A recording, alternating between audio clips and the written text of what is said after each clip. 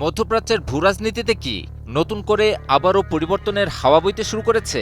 ইরানের পর কি এবার নতুন কোনো মুসলিম দেশকে টার্গেট করতে যাচ্ছে যুদ্ধবাজ ইসরায়েল? অনেক বিশ্লেষকই ইসরায়েলের নতুন প্রতিদ্বন্দ্বী হিসেবে তুলে ধরছেন তুরস্ক কিংবা পাকিস্তানের নাম। তাই প্রশ্ন উঠছে, যুদ্ধ কি তবে আরও বড় পরিসরে ছড়িয়ে পড়বে? ইসরায়েলকে এখনই না থামালে মুসলিম বিশ্বকে কি আরও কঠোর পরিণতির মুখোমুখি হতে হবে?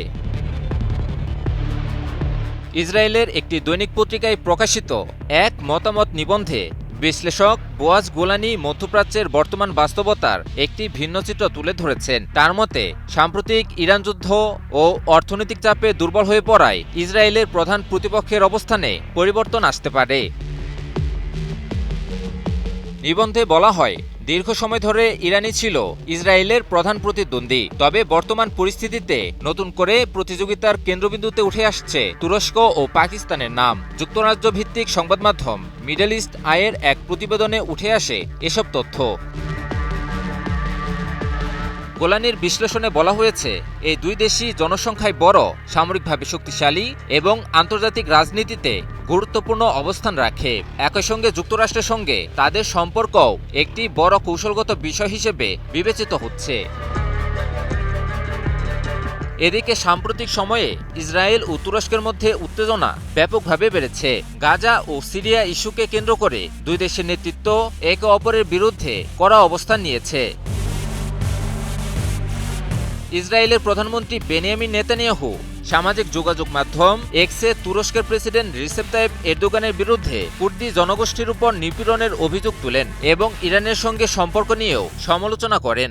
বিশ্লেষকদের মতে, ভবিষ্যতে ইসরায়েল তুরস্ক প্রতিদ্বন্দ্বিতা মূলত সিরিয়াকে ঘিরেই কেন্দ্রীভূত হতে পারে, যেখানে দীর্ঘদিন ধরে দুই দেশের স্বার্থের সংঘাত রয়েছে। অন্যদিকে পাকিস্তান ইরান যুদ্ধ চলাকালে মধ্যস্থতাকারীর ভূমিকায় সক্রিয় ছিল এবং দেশটির বিভিন্ন কর্মকর্তা ইসরায়েলের কড়া সমালোচনা করে আসছেন। সম্প্রতি পাকিস্তানের প্রতিরক্ষামন্ত্রী খাজা আসিফ এক পোস্টে ইসরায়েলকে শয়তান ও মানবতার জন্য অভিশাপ বলে উল্লেখ করেন। বিশ্লেষকেরা মনে করছেন, যদি ইরানকে কেন্দ্র করে সংঘাতের তীব্রতা কমে আসে, তাহলে ইসরায়েল নতুন করে কৌশলগত প্রতিপক্ষ নির্ধারণ করতে পারে। আর সেই তালিকায় তুরস্ক ও পাকিস্তান দুই দেশই গুরুত্বপূর্ণভাবে বিবেচনায় রয়েছে। তবে বিশ্লেষকেরা সতর্ক করে দিয়েছেন, ইসরায়েল যদি তুরস্ক ও পাকিস্তানের সাথেও সংঘাতে লিপ্ত হয়, তাহলে সংঘাত আরও ভয়াবহ দিকে মোড় নিবে এবং এর পরিধিও ধীরে ধীরে বিস্তৃত হবে। আর ইসরায়েলকে থামানো না হলে মুসলিম দেশগুলোই যে সবচেয়ে বড় ক্ষতির শিকার হবে তা আর বলার অপেক্ষা রাখে না বলেও সতর্ক করেছেন বিশেষজ্ঞরা। ইমন আলী, নিউজ 24।